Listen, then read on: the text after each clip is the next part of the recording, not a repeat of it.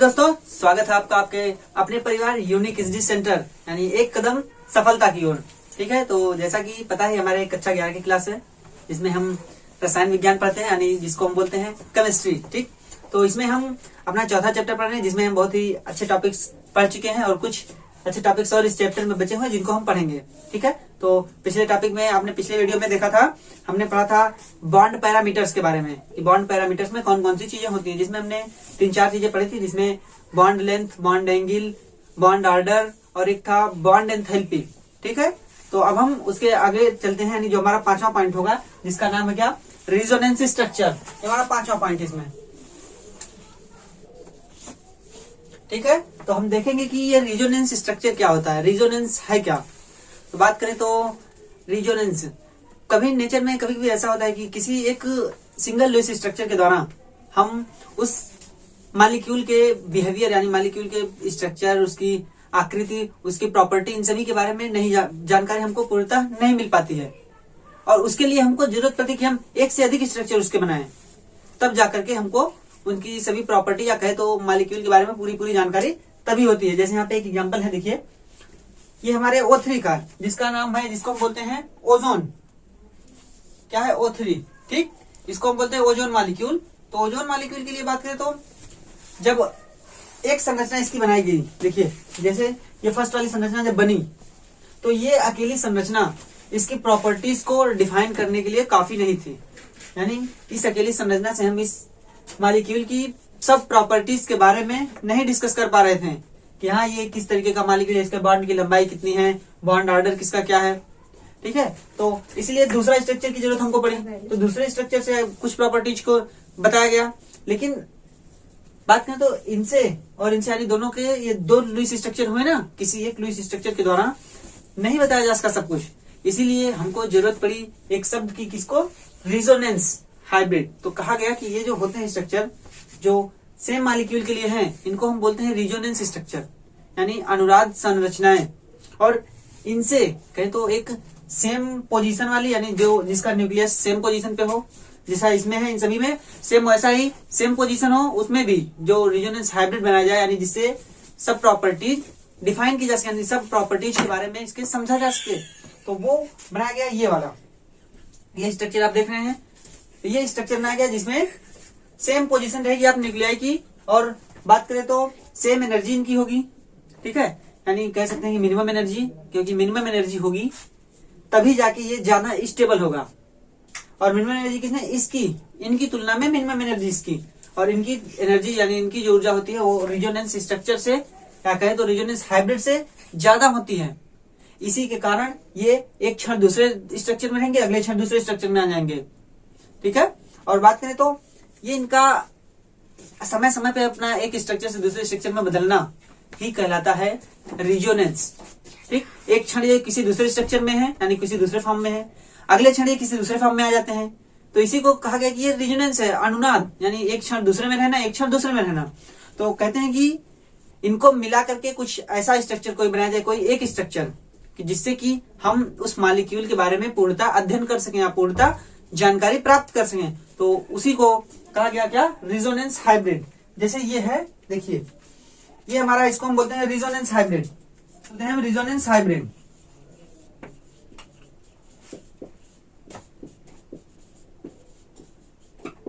मतलब अनुनाद संकर, यानी ये जो संरचना है O3 मॉलिक्यूल की, ये है अनुनाद संकर, यानी ऐसा हाइब्रिड है ये कि जिससे कि हम इसकी सभी प्रॉपर्टीज के बारे में अध्ययन कर सकते हैं। ठीक है, और इसमें बात करें तो देखिए जब पहले स्ट्रक्चर की चर्चा की गई, यानी जब पहले स्ट्रक्चर को देखा गया O3 के लिए, तब इसमें पाया गया कि ये जो नॉर्मल बॉन्ड होता है ऑक्सीजन और ऑक्सीजन का, जो नॉर्मल सिंगल बॉन्ड होता है, उसकी कहें तो जो लंबाई होती है वो होती है 148 पिकोमीटर, 148 pm, यानी जो सिंगल बॉन्ड की लंबाई थी वो 148 pm। और इसी तरीके से जो डबल बॉन्ड हमारा है O2 और O का, यानी ऑक्सीजन का ऑक्सीजन से जो डबल बॉन्ड होता है वो होती है 121 pm। यानी कि जो हमारा होता है, क्या कहते हैं उसको, जो हमारा सिंगल बॉन्ड होता है वो डबल बॉन्ड से बड़ा होता है। देखिए सिंगल बॉन्ड 148 पिकोमीटर और जो हमारा डबल बॉन्ड है वो है 121 पिकोमीटर। यानी सिंगल बॉन्ड की लंबाई बड़ी हुई डबल बॉन्ड की तुलना में।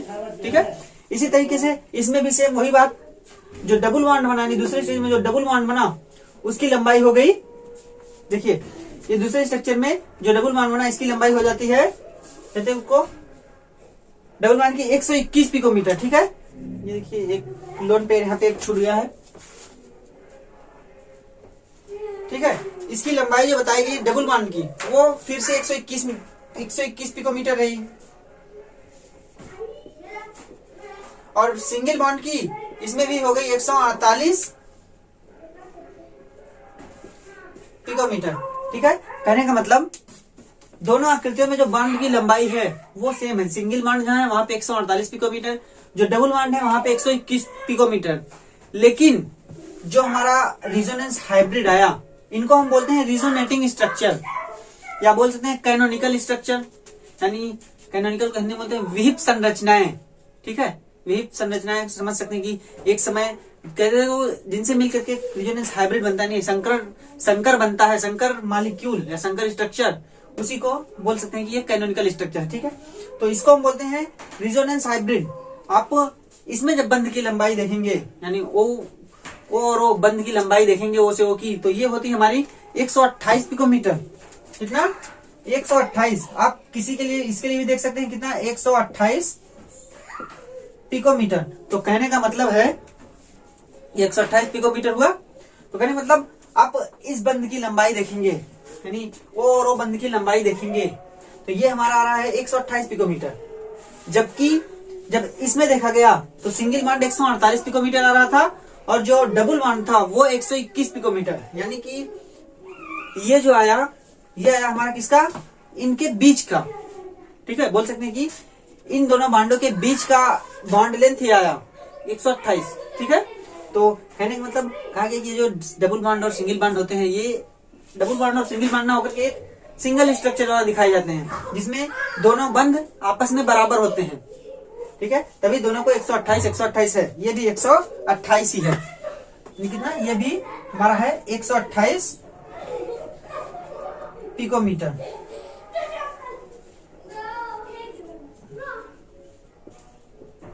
ठीक है, तो कहने का मतलब इस रिजोनेंस हाइब्रिड में सभी बॉन्ड सेम है। ठीक है, तो बात करें तो इसमें हम लिख कैसे सकते हैं, नोट्स अपना तैयार कैसे कर सकते हैं, देखेंगे आप। इसको हम काट देते हैं इस तरीके से। देखिए कैसे कि एक जब देखा गया कि एक ही मॉलिक्यूल यानी एक ही स्ट्रक्चर के द्वारा उस मॉलिक्यूल की सभी प्रॉपर्टीज के बारे में नहीं डिस्कस किया जा सका, तब ये कॉन्सेप्ट आया क्या, रिजोनेंस। यानी जब तब जाकर के अनुनाद का कॉन्सेप्ट हमारे जानने में आया, नहीं तब वैज्ञानिकों ने अनुनाद के बारे में बताया। ठीक है, ऐसे कई मॉलिक्यूल्स हैं, आपको कार्बन मोनोऑक्साइड ले सकते हैं, कार्बन डाइऑक्साइड ले सकते हैं, आप ले सकते हैं नाइट्रिक एसिड ले सकते हैं, कुछ भी आप ले सकते हैं। ठीक है, तो देखिए, तो क्या whenever a single Lewis structure can not be describe, यानी can not describe a molecule accurately, मतलब जब कभी एक अकेला लुईस संरचना एक मॉलिक्यूल को एक्यूरेटली मतलब ठीक या बोल सकते हैं बहुत अच्छे तरीके से डिस्क्राइब नहीं कर पाती, यानी पूरी तरीके से परिभाषित नहीं कर पाती है।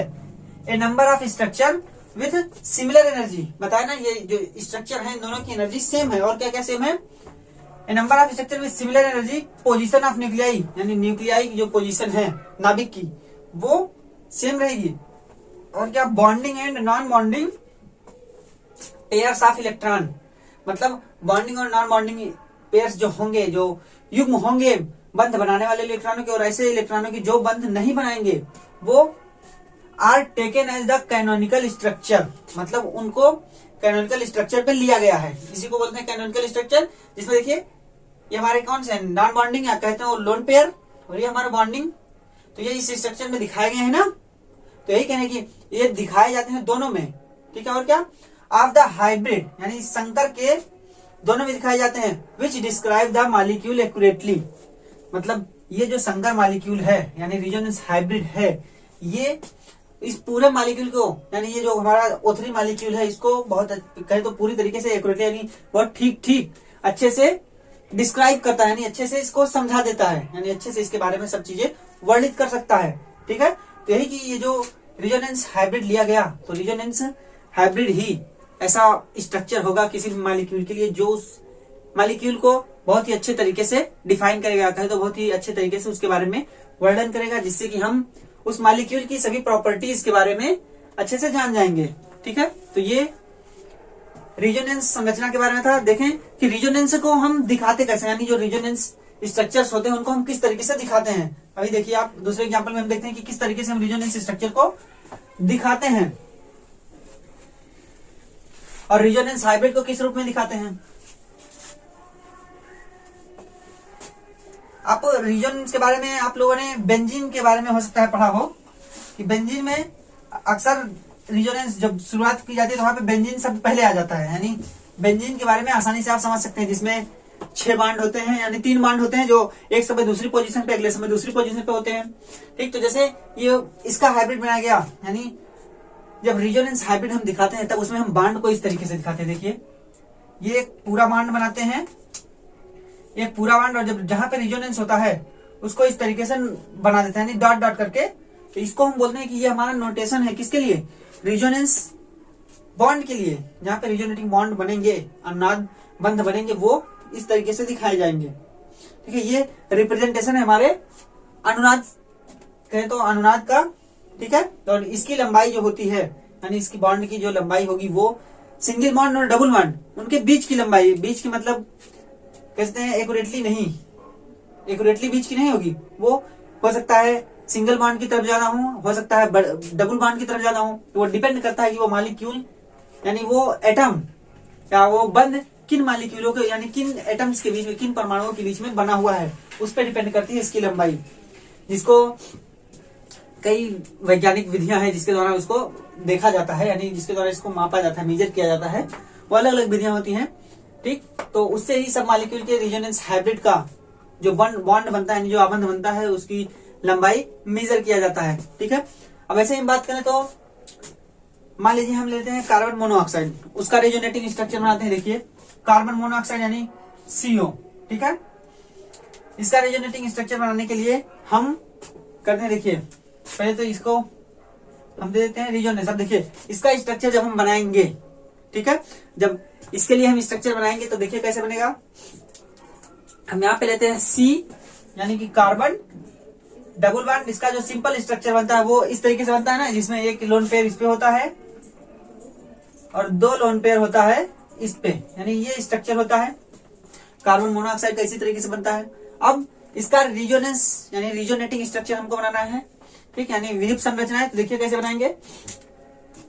इसको दिखाने के लिए हम इस तरीके से यूज करते हैं इस एरो का। ठीक है, ये एरो हमको दिखाता है कि हाँ रिजोनेंस स्ट्रक्चर बन रहे हैं। ठीक है, तो इसमें होता क्या है, इसमें होता है ये कार्बन ऑक्सीजन और इस पे 2 लोन पेयर थे पहले से, 2 लोन पेयर इसके पास पहले से थे, इसके पास 1 लोन पेयर था। लेकिन ये जो एक बांड था, ये बांड उठ करके इस पे चला गया, यानी ये ट्रांसफर हो गया उस पे। देखिए ये वाला ट्रांसफर हुआ कहां पे, ये ट्रांसफर हुआ इस पे।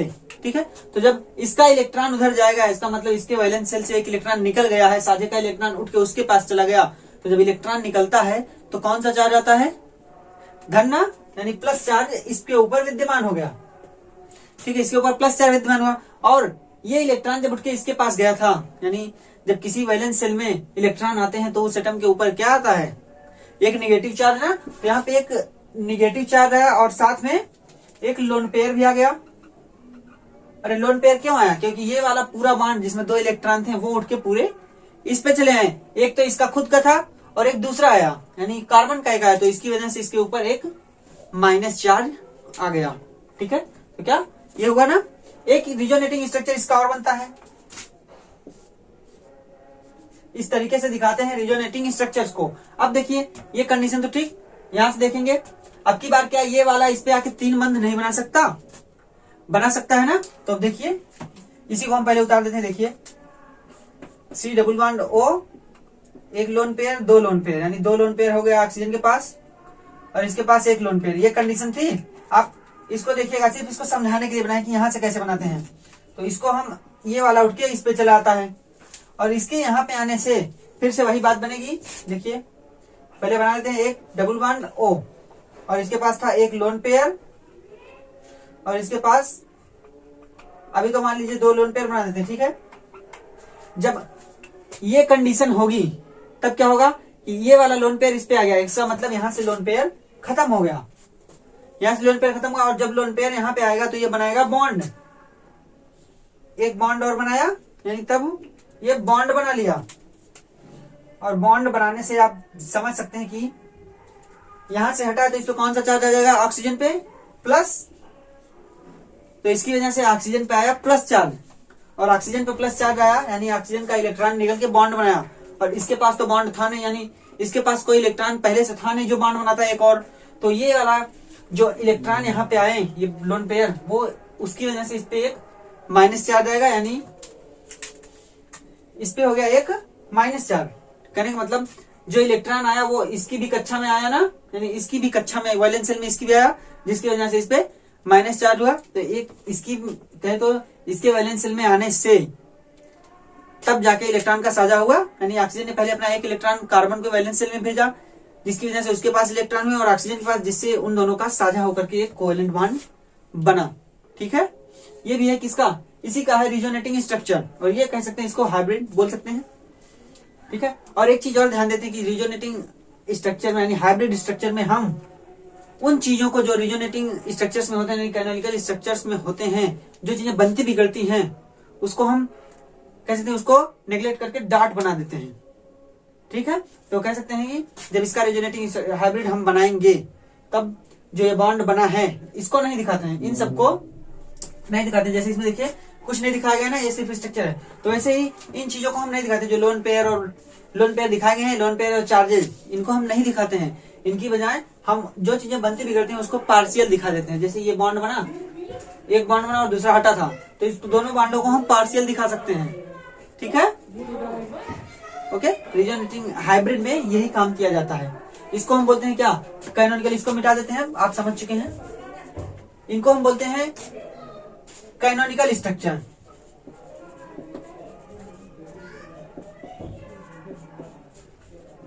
इनको हम बोलते हैं पूरा, कौन सा, हाँ यहां से देखिए, इसको हम बोलते हैं पूरा कैनोनिकल स्ट्रक्चर। ठीक है, यह होता है हमारा कैनोनिकल स्ट्रक्चर। तो इसी तरीके से हम किसी और मॉलिक्यूल के लिए देखें कि और किसी मॉलिक्यूल के लिए हम रिजोनेटिंग स्ट्रक्चर किस तरीके से बना सकते हैं। ठीक है, इसको साफ कर देते हैं। आपको उम्मीद है आप इसको बना चुके होंगे। ठीक, ना बनाया हो तो एक बार देख लीजिए, आप बना सकते हैं इसको। ये रिजोनेंस हाइब्रिड और ये रिजोनेटिंग स्ट्रक्चर यानी अनुनाद संरचनाएं बोल सकते हैं, और ये अनुनाद संकर। ठीक है, देखिए अब देखिए हम किसी दूसरे मॉलिक्यूल के लिए देखते हैं। मान लीजिए हम देखते हैं HNO3 के लिए, यानी HNO3। तो इसमें पहले हम एक लुईस स्ट्रक्चर बनाते हैं HNO3 के लिए। तो लुईस स्ट्रक्चर के लिए कैसे बनाते हैं हम, ठीक, जिनको ना आता हो वो हमारी पिछली वीडियो जाके देख सकते हैं, क्योंकि हमने लुईस स्ट्रक्चर बहुत अच्छे से पढ़ाया है। ठीक है, देखेंगे हम सबसे पहले सेंट्रल एटम को चूज करते हैं। सेंट्रल एटम की चूज करने के लिए कुछ नियम थे, जिसमें पहला नियम था कि हम सबसे पहले खोजते हैं कि संख्या में कौन कम है ना, इसका मतलब लिस्ट नंबर में कौन है। तो लिस्ट नंबर में कौन है, हाइड्रोजन है और ये यानी नाइट्रोजन। ठीक है, पहला पॉइंट। तो वो तो यानी ऑक्सीजन जो है वो ज्यादा मात्रा में, तो पहले इन दोनों में से किसी को हम सेंट्रल एटम मान सकते हैं। फिर अगली बात होगी कि हमने कहा था कि इसके, लेकिन अगर आपको एक नियम याद हो कि हाइड्रोजन और सबको छोड़िए, वो सब नियम भूल जाइए, एक नियम याद हो दूसरा। पहला तो जो कम संख्या में, और दूसरी बात याद हो कि हाइड्रोजन और फ्लोरीन ये कभी भी सेंट्रल एटम नहीं बनते, ये जब भी बनते हैं तो ये टर्मिनल एटम बनते हैं। तो इससे हम कह सकते हैं कि बचा कौन, सिर्फ नाइट्रोजन। तो नाइट्रोजन के पास ही सिर्फ होगा क्या, सेंट्रल, कहे तो नाइट्रोजन ही सेंट्रल एटम हमारा कहलाएगा। तो यहाँ पे हम बनाते हैं पहले नाइट्रोजन। नाइट्रोजन बना। अब नाइट्रोजन के बाद इसकी जो लुईस संरचना होती है, बॉन्ड जोड़ देते हैं। देखिए बॉन्ड हम बनाते हैं कैसे, एक बॉन्ड यहाँ पे बनाते हैं, एक यहाँ पे, एक यहाँ पे, क्योंकि नाइट्रोजन कितना 3 बॉन्ड और मैक्सिमम 4 बॉन्ड बनाता है। फिर अब देखिए O3 है, यानी ऑक्सीजन 3 है। तो अभी ऑक्सीजन 3 है, देखिए एक ऑक्सीजन हम यहाँ जोड़ते हैं, एक ऑक्सीजन यहाँ, और एक ही ऑक्सीजन यहाँ जोड़ते हैं। ठीक है, और बचा क्या, बचा हमारा हाइड्रोजन। हम हाइड्रोजन को यहाँ भी लगा सकते हैं, यहाँ भी लगा सकते हैं। तो हम चलिए यहाँ पे लगा देते हैं ऑक्सीजन को, हाइड्रोजन को। यहाँ पे एक बॉन्ड और बनाया, यहाँ पे हमने लगा दिया हाइड्रोजन को। ठीक है, ये हो गया हमारा हाइड्रोजन। अब देखिए, अब हम बनाते हैं क्या, डबल बॉन्ड और सिंगल बॉन्ड। ठीक है, यानी क्या, डबल और सिंगल बॉन्ड। तो ये बात करें, यहाँ पे एक बॉन्ड हम बनाते हैं, मान लीजिए डबल बॉन्ड है। ठीक है, ये डबल बॉन्ड और ये होगा हमारा सिंगल बॉन्ड। तो आपको याद हो तो जब नाइट्रोजन 4 बंध बनाता है तब नाइट्रोजन पे एक चार्ज आता है, कौन सा, प्लस चार्ज। नाइट्रोजन पे इस समय प्लस चार्ज है ना, नाइट्रोजन पे प्लस चार्ज है, और नाइट्रोजन पे प्लस चार्ज है। और ऑक्सीजन की बात करें तो ऑक्सीजन के पास पहले लोन पेयर देख लेते हैं। जब ऑक्सीजन 2 बंध बनाता है तब इसके पास होते हैं 2 लोन पेयर, 2 लोन पेयर। ठीक है, और जब एक बंध बनाता है तब इसके पास होते हैं 3 लोन पेयर, और 3 लोन पेयर के साथ में एक होता है निगेटिव चार्ज, यानी एक निगेटिव चार्ज होता है ना इसके पास। ठीक है, तो ये है हमारे H1O3 का एक कैनोनिकल स्ट्रक्चर, यानी कहें तो एक रिजोनेटिंग स्ट्रक्चर ये है। ठीक है, एक अनुनाद संरचना ये है। जब इससे अनुनाद संरचना बदलेगी तब देखिए क्या होगा। ठीक है, ये हुआ, इसको साफ कर देते हैं। जब इससे आगे हम चलते हैं, यानी अगला स्ट्रक्चर बनाते हैं, तो हमने बताया इस तरीके से हम दिखाते हैं। ठीक है, इस तरीके से हम दिखाएंगे। इसका जब अगला स्ट्रक्चर बनेगा, इसके पास तो अपना 2 लोन पेयर है। ठीक है, इससे कोई दिक्कत नहीं, इसके पास अपना 2 लोन पेयर है। ये यहाँ पे डबल बॉन्ड बना नहीं सकता क्योंकि हाइड्रोजन एक ही बॉन्ड बनाता है, डबल नहीं बनाता। फिर अगली केस में इसका एक रिजोनेटिंग स्ट्रक्चर और बन सकता है, वो कैसे, देखिए वो बनेगा इस तरीके से कि ये वाला, ठीक है, ये वाला उठ के यहाँ आ जाए, जो एक लोन पेयर है वो यहाँ आ जाए, यानी जो ये केस वाली यहाँ बन जाए, डबल बॉन्ड यहाँ बन जाए और ये निगेटिव चार्ज वहां चला जाए, प्लस चार्ज तो उसी पे रहेगा, कोई फर्क नहीं पड़ने वाला है। देखिए बनाते हैं कैसे, HON और यहाँ पे डबल बॉन्ड था तो अब की बार यहाँ पे सिंगल बॉन्ड, अब की बार यहाँ पे सिंगल बॉन्ड बनेगा और यहाँ पे ऑक्सीजन, यहाँ पे ऑक्सीजन। देखिए क्या, हाइड्रोजन से ये बना ये, और यहाँ पे सिंगल, पहले सिंगल सिंगल बना दिया, फिर पहले यहाँ पे डबल था, अब यहाँ पे डबल बना देते हैं। ठीक है, डबल बॉन्ड हो गया। लेकिन जो चार्जेस थे क्या उनमें चेंजिंग हुई, यहाँ पे अब यहाँ पे क्या हो गया, 3 लोन पेयर। कैसे हुआ 3 लोन पेयर, ये वाला बंद उठ करके इस पे चला गया। ठीक है, तो एक लोन पेयर के साथ निगेटिव चार्ज आ जाता है इस पे, तो ये निगेटिव चार्ज हो गया। फिर यहां से निगेटिव चार्ज, यानी एक लोन पेयर इस पे आया था, इसका मतलब ये निगेटिव चार्ज खत्म। तो यहाँ पे कितने बचे हैं, 2 लोन पेयर। और नाइट्रोजन की बात करें तो नाइट्रोजन पे प्लस चार्ज वैसा का वैसा बना रहेगा। ठीक है, और इस पे 2 लोन पेयर हैं। ठीक, तो ये है दूसरा कैनोनिकल स्ट्रक्चर, ये पहला और ये हमारा दूसरा। अच्छा, एक बात और आपके दिमाग में आ रही होगी कि ये वाला ऑक्सीजन क्यों नहीं रिजोनेंस दिखा रहा है, आ रही होगी ना कि ये क्यों नहीं रिजोनेंस दिखा रहा है। तो बात करें तो ये इसलिए नहीं दिखा रहा है क्योंकि यहाँ पे नाइट्रोजन तो कभी 5 बंध बनाता नहीं। ठीक है, 5 बंध कभी नहीं बनाता। आप दोनों स्ट्रक्चर्स में देख रहे हैं कि दोनों में नाइट्रोजन सिर्फ 4 बंध बना रहा है, 2 1 3 1 4, यहाँ भी 2 1 3 1 4। ठीक है, तो नाइट्रोजन कभी 5 बंध नहीं बनाता, इसी वजह से ये जो लोन पेयर है वो इस पे आके डबल बॉन्ड यहाँ पे नहीं बना रहा है।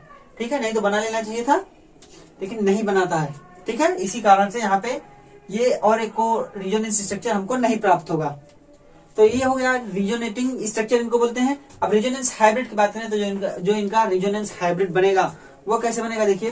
तो मैंने बताया जो चीजें रिजोनेंस स्ट्रक्चर्स में बनती और बिगड़ती हैं वो रिजोनेंस हाइब्रिड, यानी जब अनुनाद संकर की बात आती है तो उसमें वो पार्शियल हो जाती हैं। देखिए क्या, मैं तो हाइड्रोजन, ऑक्सीजन, नाइट्रोजन और देखिए ये सेकंड स्ट्रक्चर हमारा है, और इससे बनाएंगे हम यहाँ पे एक ऑक्सीजन, यहाँ पे एक ऑक्सीजन। तो मैंने बताया जो चीजें बनती बिगड़ती हैं, ये तो बनी बिगड़ी नहीं, वैसे की वैसे है, ये भी वैसे की वैसे है। यहाँ पे भी आप देखेंगे एक बंध तो वैसे के वैसे है दोनों में। ठीक है, एक बंध वैसे का वैसा, लेकिन जो दूसरा बंध है वो बनता बिगड़ता है, इसलिए इसको हम डॉट से दिखा देते हैं। ठीक है, यहाँ भी इस पूरी संरचना को हम बोल सकते हैं कि ये हमारा है रिजोनेंस हाइब्रिड। क्या, रिजोनेंस हाइब्रिड।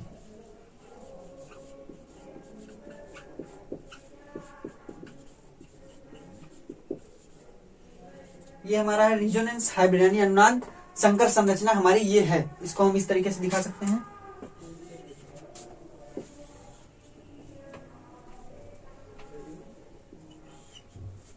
ठीक,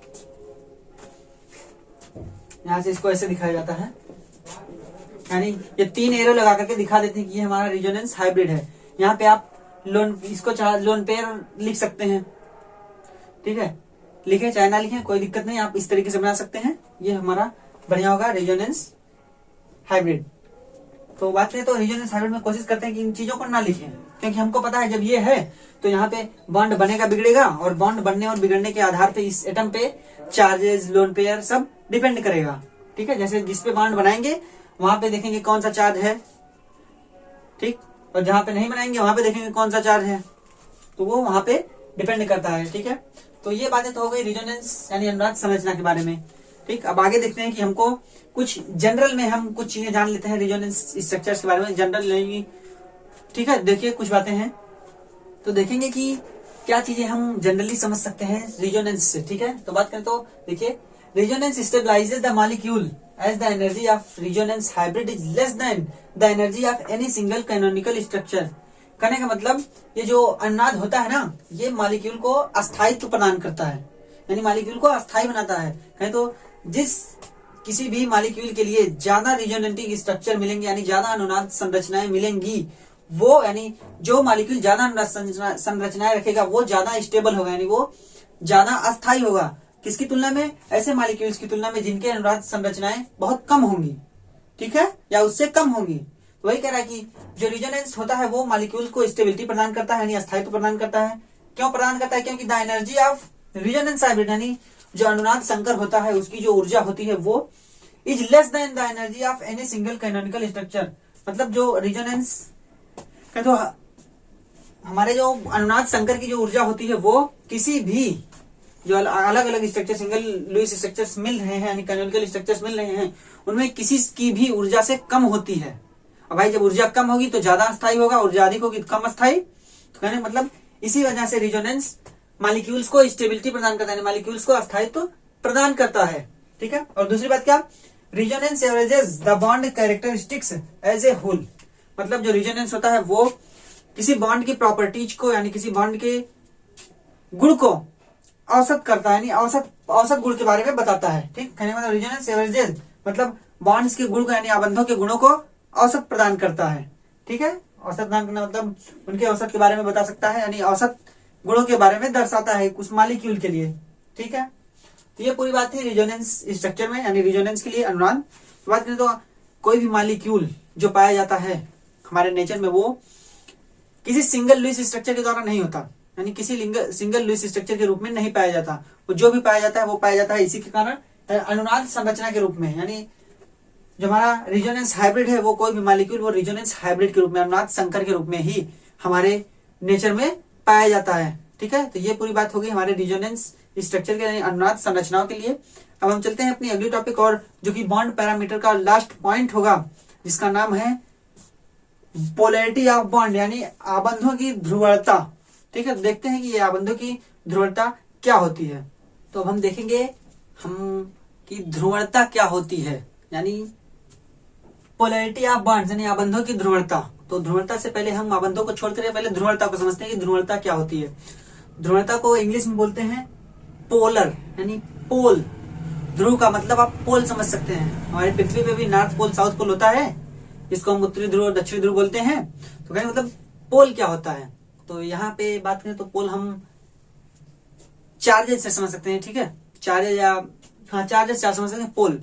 तो बात करें तो चार्जेस, तो अगर ये होता है चुंबक की बात करें तो चुंबक में भी नॉर्थ पोल साउथ पोल होता है। अगर ये कोई है मान लीजिए इस पे एक पे धन चार्ज हो एक साइड ऋण चार्ज हो। मान लीजिए हम सेल लेते हैं रेडियो वाला या जो टॉर्च में लगता है सेल। ठीक, तो क्या ये 2 पोल होते हैं इसमें? ठीक है, एक पोल प्लस और एक पोल माइनस ये होता है ना, तो इसी को बोलते हैं ये पोलर है, इसमें पोल बने हुए हैं। और जब कोई चार्ज नहीं होता, कोई चार्ज नहीं, तब ये नॉन पोलर कहलाता है कि इसमें कोई चार्ज नहीं है, यानी ये ध्रुवीय नहीं है। और ये होता है ध्रुवीय कि इसमें ध्रुव बने हुए हैं। ठीक है, आप नाम से समझिए बंधों की ध्रुवता यानी ध्रुवता, किस तरीके से बंधों की ध्रुवता होती है। तो जब कभी हम देखेंगे कि बंधों में प्लस चार्ज और माइनस चार्ज बन रहे हैं, तब हम कहेंगे बांध जो आबंध वो है वो ध्रुवीय है। और जब चार्जेस नहीं बनेंगे तब उसको हम बोलेंगे कि वो अध्रुवीय है, यानी नॉन पोलर। ठीक है, तो देखते हैं, समझते हैं कि अब ये तो ध्रुवता समझ में आई कि जब चार्जेस होंगे तब उसको ध्रुवीय परमाणु बोलेंगे या ध्रुवीय बांड बोलेंगे, और जब ना चार्जेस होंगे यानी चार्जेस नहीं होंगे तब हम उसको बोलेंगे अध्रुवीय है। ठीक है, तो अब बात करें तो आबंधों की ध्रुवता में सबसे पहला पॉइंट कि हम कह सकते हैं कि क्या नेचर में कोई 100% कोवेलेंट बॉन्ड है या 100% आयनिक बॉन्ड है। क्या बोल सकते हैं कि 100% आयनिक आबंध है, या फिर आयनिक आबंध को हम इलेक्ट्रोस्टैटिक आबंध, वैद्युत स्थैतिक बॉन्ड आबंध बोल सकते हैं, या फिर कोई कोवेलेंट बॉन्ड सहसंयोजक बंध 100% सत्य है। नहीं, ये जो 100% प्योरिटी वाली कल्पना जो आती है यानी संकल्पना जो आती है वो किसी आदर्श मॉलिक्यूल के लिए हो सकता है, यानी आदर्श बॉन्ड के लिए हो सकता है, क्योंकि हमको पता है कि कोई भी चीज परमानेंट आदर्श नहीं यानी एक्यूरेटली आइडियल नहीं है। तो इसीलिए कि जो हमारा सहसंयोजक बंध होगा उसमें कुछ ना कुछ आयनिक कैरेक्टर होगा, यानी कुछ ना कुछ आयनिक बंध होगा, और जो हमारा आयनिक बॉन्ड होगा यानी आयनिक बंध होगा उसमें कुछ ना कुछ हमारे सहसंयोजकता का गुण होगा, यानी सहसंयोजक बंध की कुछ गुण होगी। ठीक है, तो कहने का मतलब कोई भी चीज 100% प्योर तो है नहीं, इसीलिए आयनिक में सहसंयोजक वाला घुसेगा और सहसंयोजक में आयनिक वाला घुसेगा। ठीक है, तो यही से कॉन्सेप्ट निकलता है कि अब आबंधों की ध्रुवता होती कैसे है। ठीक, तो बात करें जब किसी मॉलिक्यूल में कोई दो एटम्स होंगे, मान लीजिए एक एटम ए और एक एटम बी। ठीक है, जब ये दो बॉन्ड होंगे तो इनके बीच में मान लीजिए कोई बंध बना हुआ है, अभी न्यूट्रल है, कुछ कोई दिक्कत नहीं, अभी कोई ध्रुवता नहीं हुई है। ठीक है, लेकिन ये कंडीशन कब बनेगी, जब ये आइडियल तो है नहीं, ना तो ये परमानेंट यानी 100% कोवेलेंट बॉन्ड है और ना ही 100% आयनिक बॉन्ड है। तो कहने का मतलब जब इनकी इलेक्ट्रोनेगेटिविटी यानी विद्युत ऋणात्मकता में डिफरेंस होगा तब यहाँ पे पोलैरिटी बनेगी, यानी तब यहाँ पे ये ध्रुवणता आएगी। और ऐसा क्यों होगा, क्योंकि पता है कि ये जो कोवेलेंट बॉन्ड बनता है वो इलेक्ट्रॉनों के साझे से बनता है, एक इलेक्ट्रॉन इसका एक इलेक्ट्रॉन इसका, तब जाके कोवेलेंट बॉन्ड का निर्माण होता है। तो जब दोनों सेम इलेक्ट्रोनेगेटिविटी के होंगे यानी सेम ऊर्जा के होंगे, बोल सकते हैं सेम ऊर्जा के होंगे, जिनकी क्षमता बराबर होगी, तब क्या वो किसी इलेक्ट्रॉन को अपनी तरफ खींच पाएंगे। मान लीजिए दो इलेक्ट्रॉन्स हैं, क्या इनमें से कोई किसी को अपनी तरफ खींच पाएगा, किसी इलेक्ट्रॉन को, जब दोनों की ऊर्जा समान होगी? नहीं ना। जब किसी की ऊर्जा में डिफरेंस होगा, किसी की ऊर्जा ज्यादा होगी या किसी की कम होगी, तब की केस में ही वो इलेक्ट्रॉन को अपने पास या अपने से दूर कर सकता है। और इलेक्ट्रॉन को अपने पास खींचने की जो प्रवृत्ति होती है उसको हम क्या बोलते हैं, उसको बोलते हैं हम इलेक्ट्रोनेगेटिविटी यानी कि विद्युत ऋणात्मकता। तो कहने का मतलब जब दो एटम्स के बीच में इलेक्ट्रोनेगेटिविटी यानी इलेक्ट्रोनेगेटिविटी डिफरेंस होगा तब जाके ये बॉन्ड यानी उस आबंध में ध्रुवता आएगी, यानी ध्रुवता का गुण आएगा। कहने का मतलब तब उसमें ध्रुव स्थापित होगा। ठीक है, तो इसके आधार पे हम दो बॉन्ड के बारे में पढ़ते हैं। एक होता है हमारा ध्रुवीय बंध यानी पहला नॉन पोलर आबंध, नॉन पोलर कोवेलेंट बॉन्ड, और दूसरा होता है पोलर कोवेलेंट बॉन्ड्स यानी कि अध्रुवीय सहसंयोजक आबंध और ध्रुवीय सहसंयोजक आबंध। तो अब बात आएगी अध्रुवीय क्या होता है और ध्रुवीय क्या। बता दिया कि जब चार्जेस बनेंगे तब वो होगा ध्रुवीय और जब ना चार्जेस बनेंगे तब होगा अध्रुवीय। और बताया कि ये बात डिपेंड करती है हमारी इलेक्ट्रोनेगेटिविटी पे। तो बात करें, अब आप अपने आप से डेफिनेशन लिख सकते हैं कि अध्रुवीय कब रहेगा। मैंने बताया जब इलेक्ट्रोनेगेटिविटी सेम होगी, और ध्रुवीय कब होगा, जब इलेक्ट्रोनेगेटिविटी में डिफरेंस होगा। तो कहने का मतलब आप इसकी डेफिनेशन में लिख सकते हैं अध्रुवीय में, when covalent bond is formed between same atom, या बोल सकते हैं बिटवीन टू सिमिलर एटम्स। ठीक है, क्या, व्हेन कोवेलेंट बॉन्ड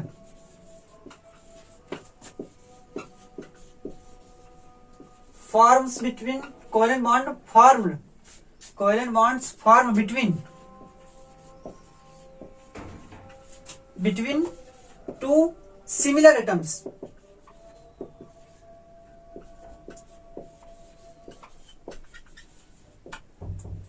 ठीक है, एक लाइन में इसकी परिभाषा, when covalent bond form between two similar atom, कहने मतलब जब कोवेलेंट बॉन्ड यानी सहसंयोजक आबंध का निर्माण दो सेम परमाणुओं के बीच में होगा, तब जाकर के उसको हम बोलेंगे कि वो आध्रुवीय सहसंयोजक आबंध है।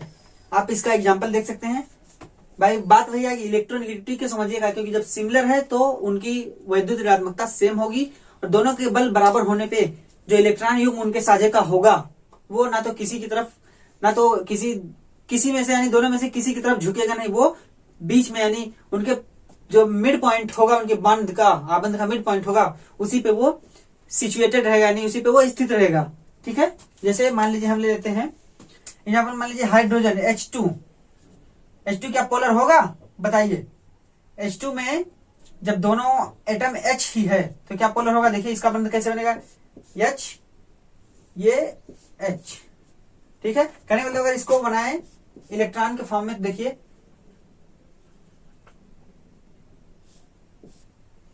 ठीक, तो ये किसी की तरफ है, जो इलेक्ट्रॉन युग्म था वो ना इस H की तरफ आया ना इस हाइड्रोजन की तरफ आया।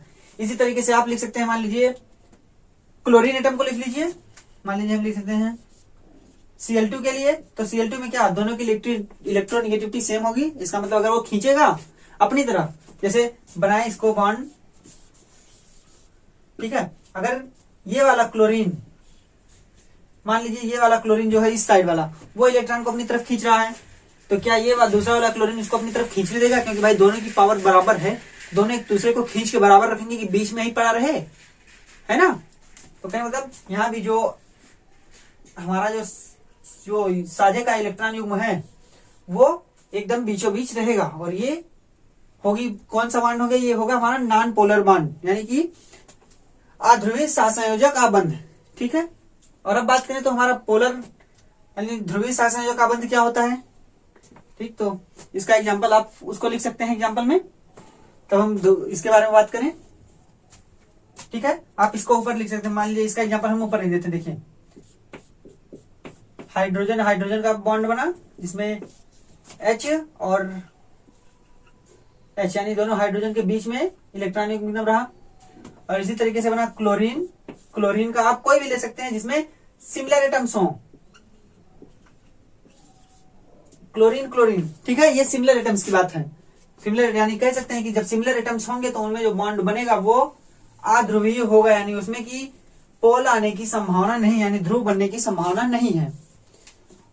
लेकिन ये कब की केस है, जब ये सिर्फ यही मॉलिक्यूल हो। लेकिन जब ये कहें तो ऐसे मॉलिक्यूल जान जाएंगे जिसमें एटम्स की संख्या ढेर सारी होगी, तब वो डिपेंड करेगा कि कौन सा एटम किस एटम से जुड़ा हुआ है। ठीक है, तब जाके वहां पे पोलैरिटी नॉन पोलैरिटी की डिफाइन किया जाएगा। ठीक है, तो पोलर कोवेलेंट बॉन्ड की बात करें तो जब सिमिलर एटम्स के बीच कोवेलेंट यानी नॉन पोलर बन गया, तो पोलर एटम बनेगा जो यानी पोलर कोवेलेंट बॉन्ड बनेगा, वो बनेगा डिसिमिलर एटम्स के बीच में जिनकी इलेक्ट्रोनेगेटिविटी में डिफरेंस हो।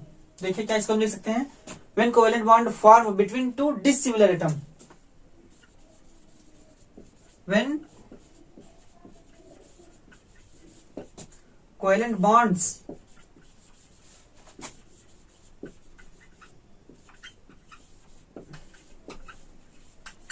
फॉर्म बिटवीन टू डिसिमिलर या बिटवीन टू डिफरेंट एटम्स बोल सकते हैं, between two different atoms, between two different, आप यहाँ पे एक पॉइंट और इसमें बढ़ा सकते हैं, between two different atoms of different electronegativity. तो डिफरेंट एटम्स होने से ही वो डिफरेंट इलेक्ट्रोनेगेटिविटी हो जाती है, क्योंकि किसी भी एटम्स के लिए, किन्हीं दो एटम्स के लिए यानी किन्हीं दो एलिमेंट के लिए जो उनकी इलेक्ट्रोनेगेटिविटी होती है वो एक्यूरेटली सेम नहीं होती है। ठीक है, कई पॉइंट में डिफरेंस होगा लेकिन डिफरेंस जरूर होगा, सेम नहीं होगी।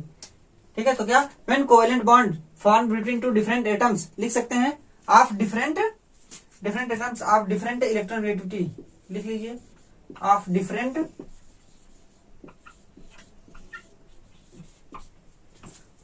इलेक्ट्रोनेगेटिविटी,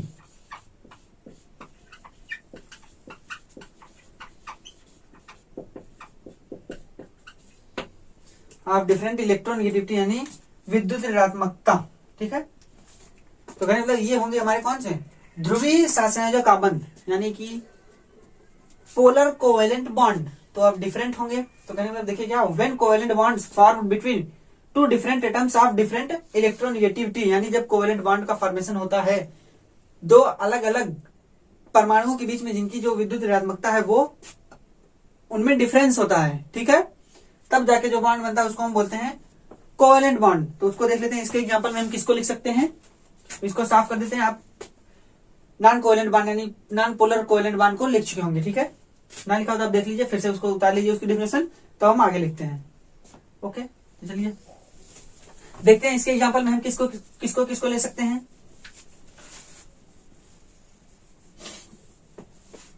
तो इसके एग्जांपल में हम ले लेते हैं, मान लीजिए HCl को ले लेते हैं, हाइड्रोजन क्लोराइड, ठीक है। तो इसमें जो बांध बनेगा वो कैसा बनेगा, हाइड्रोजन और ये क्लोरीन, ये होगा। एक बार आप नीचे देखिए, अभी वो कोवेलेंट बॉन्ड और इधर हम इलेक्ट्रॉन के थ्रू दिखाएंगे, ठीक है, ये हुआ। अब बताइए इनमें से किसकी इलेक्ट्रोनेगेटिविटी ज्यादा है। जिसकी इलेक्ट्रोनेगेटिविटी ज्यादा होगी, जो इलेक्ट्रॉन युग्म साझे का होगा वो उसकी तरफ झुका होगा ना। तो कहने का मतलब इनमें सबसे कम इलेक्ट्रोनेगेटिविटी किसकी होती है, हाइड्रोजन की, और इसमें अधिक किसकी होगी, क्लोरीन की। और मोस्ट हाईली इलेक्ट्रोनेगेटिव एलिमेंट कौन सा है हमारे पीरियोडिक टेबल का, तो पता हो आपको, तो ना पता हो तो बता देता हूं। हमारे जो पीरियोडिक टेबल का हाईली इलेक्ट्रोनेगेटिव एटम है वो है फ्लोरीन।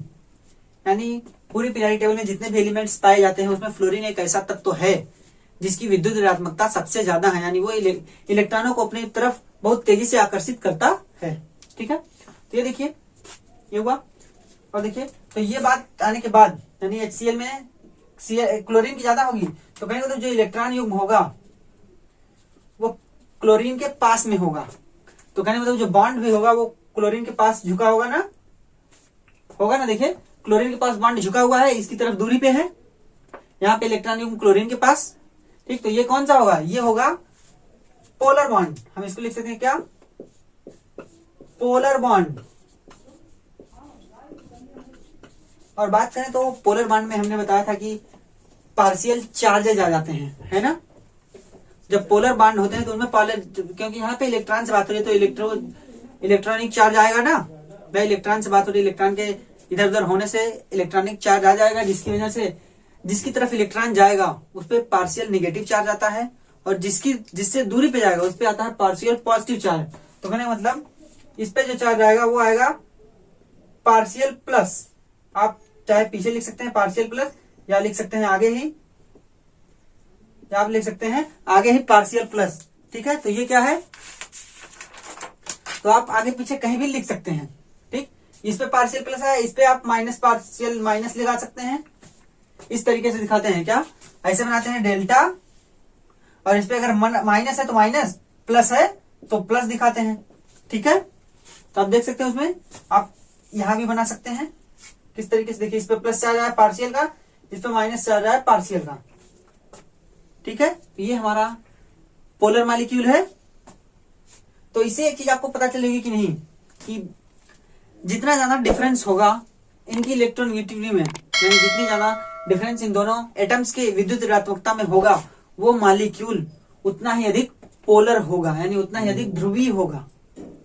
क्यों, क्योंकि जितनी तेजी से इलेक्ट्रॉन युग्म को अपनी तरफ खींचेगा उतना ही अधिक उस पर जो मैग्नीट्यूड होगा इलेक्ट्रोनेगेटिव चार्ज का वो ज्यादा होगा ना भाई। ज्यादा नजदीक रहेगा इलेक्ट्रॉन तो उस पर इलेक्ट्रॉनिक निगेटिव चार्ज ज्यादा होगा, तो जिसकी वजह से जो डिफरेंस होगा दोनों पोलों में वो अधिक होगा। पोलरिटी उसी को बोलते हैं कि दोनों पोलों के इलेक्ट्रोनेगेटिविटी में यानी इलेक्ट्रिक चार्ज में डिफरेंस आ जाए, तभी हम पोलर बोलते हैं कि वो पोलर यानी ध्रुवीय है, जब दोनों में डिफरेंस होगा। और जितना ज्यादा इलेक्ट्रोनेगेटिविटी में डिफरेंस होगा दोनों एटम्स में, उतना ही अधिक पोलर यानी उतना ही अधिक मॉलिक्यूल के पोलर होने की संभावना अधिक होगी, ठीक है। तो ये है हमारा पोलर बॉन्ड। आप और भी एग्जांपल लिख सकते हैं, आप हाइड्रोजन फ्लोराइड का एग्जांपल लिख सकते हैं,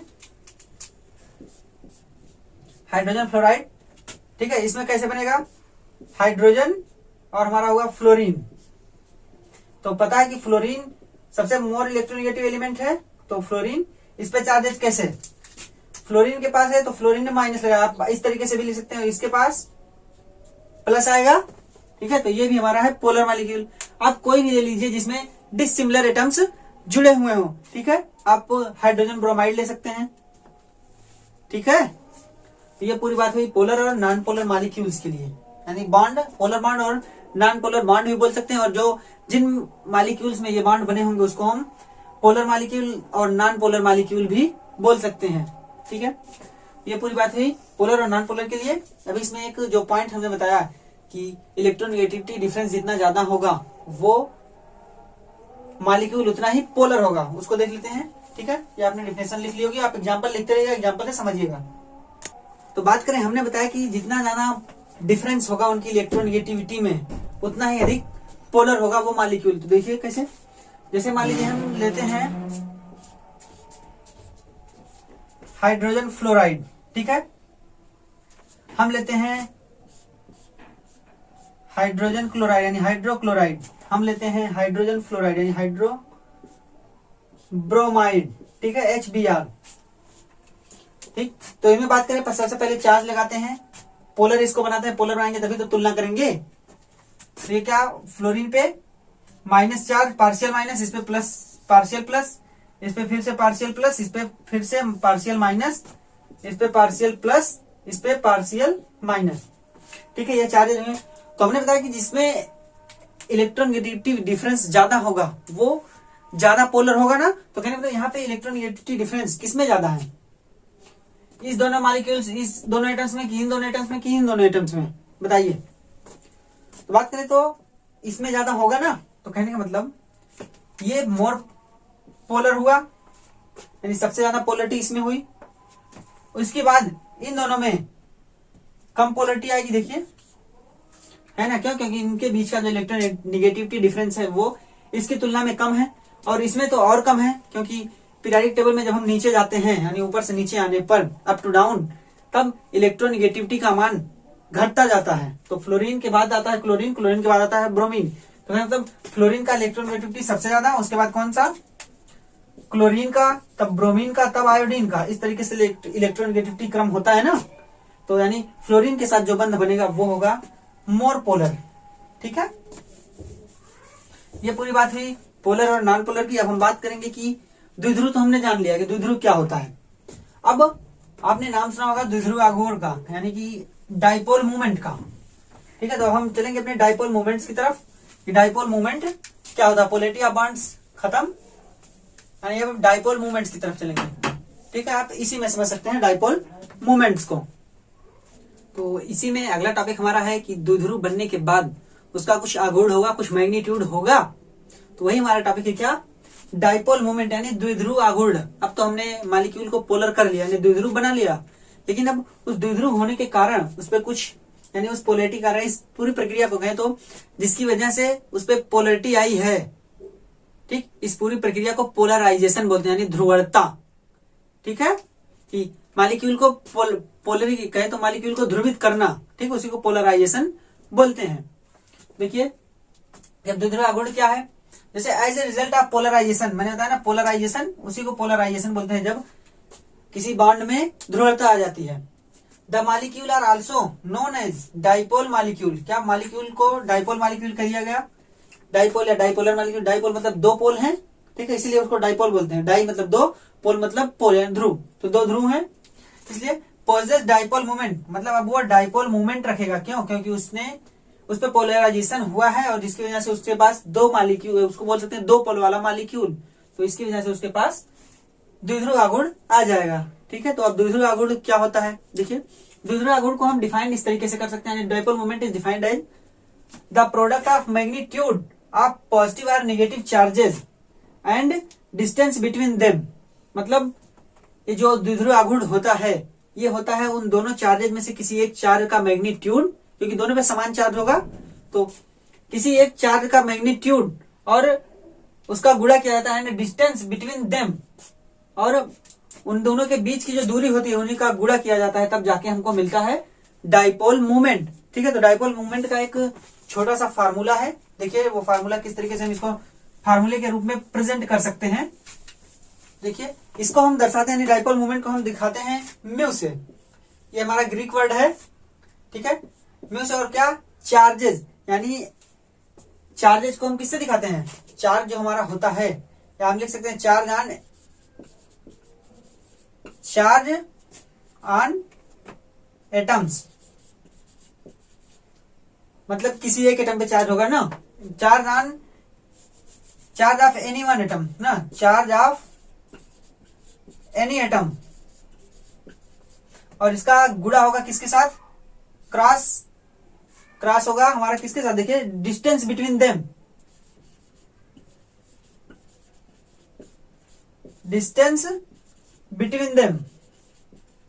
ठीक है। तो कहने का मतलब हम सीधे सीधे लिखें तो क्या लिख सकते हैं, चार्ज को हम दिखाते हैं Q से और गुणा करेंगे स्मॉल r, ठीक है, स्मॉल r भी लिख सकते हैं हम, स्मॉल r लिखे ठीक रहेगा, डिस्टेंस बिटवीन देम, ठीक है। तो ये है फार्मूला किसका, डाइपोल मोमेंट का, और ये ग्रीक वर्ड से लिया गया है म्यू, इसको म्यू बोलते हैं, ठीक।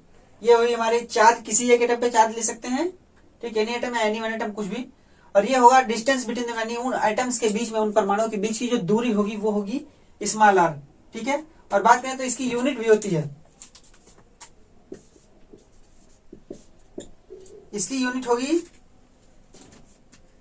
डी बाई, क्या यूनिट इसकी है डी बाई, जो कि दी गई थी पीटर डीबाई के द्वारा, इसीलिए उनके नाम पे इनको इस यूनिट को डी बाई कह दिया गया, पीटर डीबाई के द्वारा दी गई थी ये यूनिट, ठीक है। तो ये होगा द्विध्रुव आघूर्ण, ठीक है। अब बात करें तो इसकी कुछ वैल्यू भी होगी, तो बता देखिए, एक डीबाई बराबर जो होता है, यानी 1 डीबाई बराबर जो वैल्यू आती है 1, इसको हम इस तरीके से दिखा सकते हैं, ठीक है, डीबाई r करके इसको d से ऐसे दिखा सकते हैं, ओके। तो जो इसकी वैल्यू होती है डीबाई, वो होती है देखिए कितनी, ये हमारी 1 डीबाई बराबर होती है 3.335, यानी 3.33564 क्रॉस 10⁻³ कूलाम मीटर। ये सीएम का मतलब सी अलग है, सीएम अलग, यानी सी से होगा कूलाम यानी चार्ज, देखिए ये हमारा कूलाम और ये हमारा मीटर, यानी डिस्टेंस है, मीटर डिस्टेंस, और कूलाम है चार्ज, ठीक है। तो ये वैल्यू होती है किसके लिए, 1 डीबाई के लिए, ठीक है, ये 1 डीबाई के लिए वैल्यू होती है। इस फार्मूले से हम द्विध्रुव आघूर्ण निकालते हैं किसी भी बॉन्ड के लिए, ठीक है। तो ये किसी भी बॉन्ड के लिए हमने द्विध्रुव आघूर्ण इस तरीके से निकालते हैं। तो फिर इस द्विध्रुव आघूर्ण का कुछ रिप्रेजेंटेशन होगा, ये कैसी क्वांटिटी होगी इसके बारे में देख लेते हैं, ठीक है। तो इसको मिटाते हैं, देखिए बात करें तो ये जो द्विध्रुव आघूर्ण हमारा होता है, ठीक है, ये द्विध्रुव आघूर्ण हमारा एक वेक्टर क्वांटिटी है, क्या वेक्टर क्वांटिटी, तो क्या लिख सकते हैं, it is a vector quantity,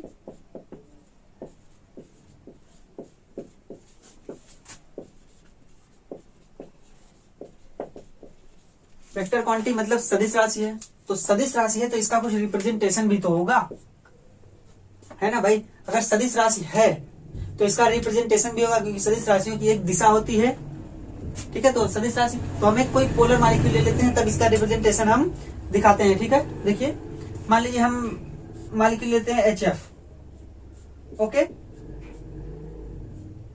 HF हमने लिया यानी हाइड्रोजन फ्लोराइड। तो इसमें हमको पता है कि जो F वाला बॉन्ड यानी F होगा, फ्लोरीन एटम होगा, इसके पास कितने इलेक्ट्रॉन आ जाएंगे,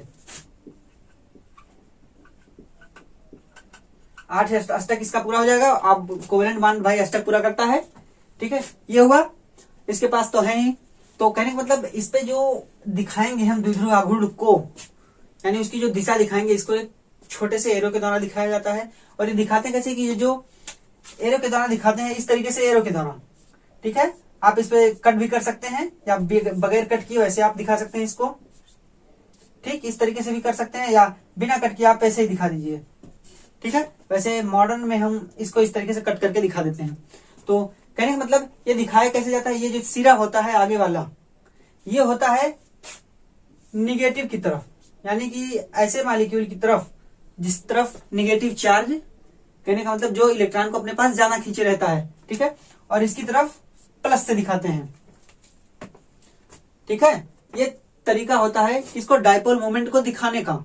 डाइपोल मोमेंट इस प्रकार से होता है, ठीक है, यानी जो एरो का सिरा होगा वो निगेटिव सेंटर की तरफ होगा, और जो टेल होगा यानी पूंछ होगी जो एरो की, वो होगी हमारे पॉजिटिव सेंटर की तरफ। ठीक है, इस बात को आप पूरा लिख लीजिए। तो बात करें तो ये जो एरो है ये क्या दिखाती है भाई, पोलैरिटी हुई है तो पोलैरिटी क्यों आई है, इलेक्ट्रॉन के कहे तो पोजीशन चेंज करने से, तो कहने का मतलब जो इलेक्ट्रॉन डेंसिटी का मूवमेंट है यानी डिस्प्लेसमेंट ऑफ इलेक्ट्रॉन डेंसिटी दिखा रही है ना कि इलेक्ट्रॉन डेंसिटी का डिस्प्लेसमेंट फ्लोरीन की तरफ हुआ है, तो कहने का मतलब इसको हम लिख सकते हैं डिस्प्लेसमेंट ऑफ इलेक्ट्रॉन डेंसिटी। क्या, डिस्प्लेसमेंट ऑफ इलेक्ट्रॉन डेंसिटी, मतलब ये इलेक्ट्रॉन के घनत्व का विस्थापन दिखा रही है कि इलेक्ट्रॉन का घनत्व किस तरफ विस्थापित हुआ है, यानी जो युग्म था इलेक्ट्रॉन वो किस तरफ विस्थापित हुआ है। ठीक है, तो ये इस तरफ विस्थापित हुआ, यानी फ्लोरीन ने अपनी तरफ खींचा है तो कहें मतलब ये उसकी तरफ विस्थापित हुआ। ठीक है, तो ये कौन सा मॉलिक्यूल था, ये हमारा था ऐसा मॉलिक्यूल जिसमें सिर्फ एक ही बंध बना था ना। अब हम बात करेंगे कि ऐसे मॉलिक्यूल्स के लिए जिसमें पॉली एटॉमिक यानी जिसके पास बंधों की संख्या ज्यादा हो। ये सिंगल बॉन्ड के लिए, सिंगल बॉन्ड में हमने आसानी से इसको दिखा दिया और इसको बता दिया कि ये इलेक्ट्रॉन डेंसिटी की तरफ, इलेक्ट्रॉन डेंसिटी का डिस्प्लेसमेंट भी दिखाता है। फार्मूला तो हर जगह यही लगना है, कोई दूसरा अलग से फार्मूला नहीं आएगा। ठीक है, तो ये तो कहें तो डाई एटॉमिक मॉलिक्यूल की था। अब हम देख लेते हैं हमने पॉली एटॉमिक मॉलिक्यूल्स के लिए। ठीक है, देखिए साफ कर देते हैं इसको, फार्मूला यही रहेगा। ये पॉली एटॉमिक मॉलिक्यूल्स क्या होते हैं, तो पॉली एटॉमिक मॉलिक्यूल्स कहें तो ऐसे मॉलिक्यूल जिनमें एटम्स की संख्या 2 से अधिक होती है उसको हम पॉली एटॉमिक बोल सकते हैं। 2 से अधिक यानी 3 वाला होगा तो उसको ट्राई एटॉमिक बोलते हैं, लेकिन पॉली के रूप में हम बोल सकते हैं। ठीक है, कि पॉली एटॉमिक मॉलिक्यूल्स में एटम्स की संख्या, कॉन्स्टिट्यूएंट एटम्स की संख्या 2 से अधिक होती है। तो पॉलीक्यूल एटम्स में बात करें तो एक बंध तो होता नहीं है, कई ढेर सारे बंध होते हैं। जैसे मान लीजिए हम ले लें, हाँ मान लीजिए हम ले लेते हैं अपना H2O मॉलिक्यूल ही। ठीक है, H2O यानी कि वाटर ही ले लेते हैं, उसी समझिए कि इसमें किस तरीके से उसकी दिशा होती है, किस तरीके से हम उसका आघूर्ण निकालते हैं। तो H2O तो पता होगा, तो स्ट्रक्चर हमने अभी पढ़ा, एंगल पढ़ा रहे थे, बॉन्ड एंगल, तब हमने इसका एग्जांपल लिया था जिसमें हमने देखा था कि ऑक्सीजन जो होता है वो H को बेंट आकार में जोड़े रहता है। ठीक है, ये तरीका था ना दर्शाने का, तो ये दर्शाने का तरीका था। तो क्या मतलब कि किसका इलेक्ट्रोनेगेटिविटी ज्यादा है, ऑक्सीजन की। तो हमने दर्शाया था कि HF में, देखिए HF में जब हमने दर्शाया था तो हमने दर्शाया था कि ये इस तरीके से दर्शाते हैं। ठीक है, उसकी दिशा यानी डाइपोल मोमेंट की दिशा उस तरीके से दर्शाते हैं। तो इसमें किस तरीके से दर्शाएंगे, ऊपर से नीचे ही, देखिए ऊपर से नीचे ही दर्शाते हैं इस तरीके से, और ये इस तरीके से। ठीक है, और यहां से भी वैसे ही दर्शाएंगे। ये तो हमने दर्शाया, लेकिन क्या जो अलग अलग हो गया ना, अभी तो एक बांध था तो हमने आराम से कह दिया कि वो डाइपोल मोमेंट होगा दूसरा को, लेकिन अब ढेर सारे बांध होने की वजह से, यानी 2 बांध होने की वजह से अब यहाँ पे हम इसका वेक्टर सम निकालेंगे। किसका, इन दोनों बॉन्ड्स का वेक्टर सम निकालेंगे। कहने का मतलब जो डाइपोल मोमेंट होता है पॉली एटॉमिक मॉलिक्यूल में, वो वेक्टर सम होता है किसका, जितने भी बॉन्ड उसमें बने होते हैं उन सभी के डाइपोल मोमेंट्स का वेक्टर सम होता है। ठीक है, यानी कि in case of poly atomic molecules the dipole moment is a vector sum of all the dipole moments of bonds which is formed in molecule। तो कहने का उस मॉलिक्यूल में जितने भी कोवेलेंट बॉन्ड बने होंगे उनके अलग अलग जो डाइपोल मोमेंट होगा उनका वेक्टर सम होगा, तथा वो डिपेंड करेगा किस पे, इनकी पोजीशन पे, यानी इनकी स्थिति पे भी, कि ये कहाँ पे हैं या कहाँ पे अरेंज हो रहे, यानी कहने का मतलब इनकी ज्यामिति पे भी डिपेंड करेगा। ठीक है, ये तो इसका जो दिशा होगी इसके डाइपोल मोमेंट की वो होगी रिजल्टेंट, यानी जो परिणाम स्वरूप जो दिशा मिलेगी हमें डाइपोल मोमेंट की वो इस तरीके से मिलेगी, यानी कि इलेक्ट्रॉन का डिस्प्लेसमेंट इस तरफ हो जाएगा। ठीक है, ये है किसके लिए, ये होगा हमारा पॉली एटॉमिक मॉलिक्यूल के लिए। ठीक है, तो ये मैंने बताया कि सभी इसका भी और इसका भी दोनों के जो डाइपोल मोमेंट आएंगे उनका वेक्टर सम कराया जाएगा, तब इसकी दिशा इस तरीके से होगी, यानी रिजल्टेंट दिशा इस तरीके से होगी। ठीक है, तो इसके लिए जो आता है यानी इसके लिए जो डाइपोल मोमेंट की वैल्यू आती है वो आती है 1.85 डी, यानी 1.85 डी बाई।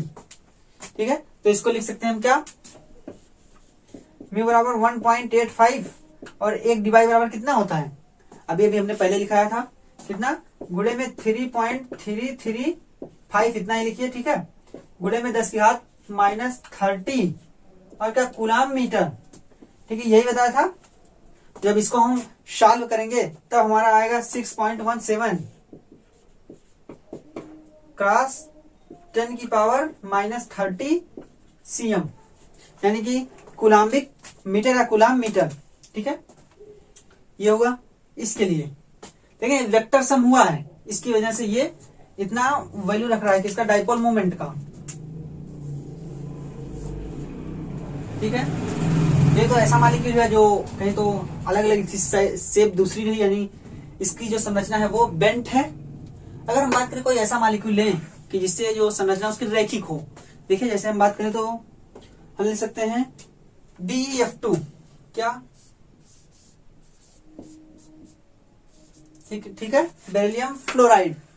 ठीक, तो इसका स्ट्रक्चर कैसे बनता है, देखिए इसका स्ट्रक्चर बनता है इस तरीके से, बेरिलियम इस तरफ, फ्लोरीन इस तरफ और फ्लोरीन इस तरफ। तो कहने का मतलब ये क्यों रैखिक बन रहा है।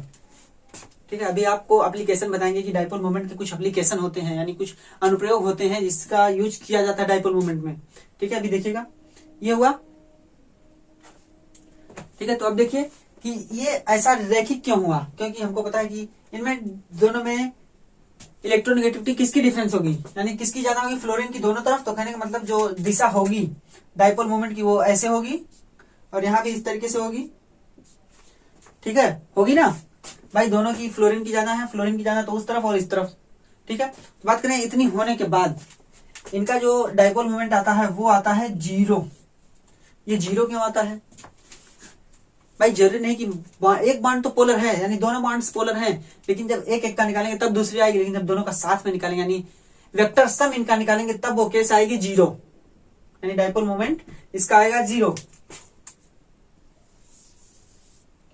ठीक है, तो इसकी वजह से ये जो मॉलिक्यूल होगा वो हमारा बनेगा लीनियर, यानी कि रैखिक मॉलिक्यूल बनेगा। और ये क्यों होगा, क्योंकि वेक्टर सम है तो भाई दोनों सेम डिफरेंस है, यानी अपोजिट डायरेक्शंस में हैं, इसकी वजह से ये एक दूसरे को कैंसिल कर देंगे, यानी इनका जो मोमेंट आएगा डाइपोल मोमेंट वो एक दूसरे को कैंसिल कर देगा, क्योंकि ये सदिश राशि है और सदिश योग जब होगा तब इनका डाइपोल मोमेंट इसको खत्म कर देगा और इसका डाइपोल मोमेंट इसके डाइपोल मोमेंट को खत्म कर देगा। ठीक है, मान लीजिए हम एग्जांपल लेते हैं BF3 का। ठीक है, देखिए किसका, BF3 का। तो BF3 का स्ट्रक्चर इस तरीके से बनता है।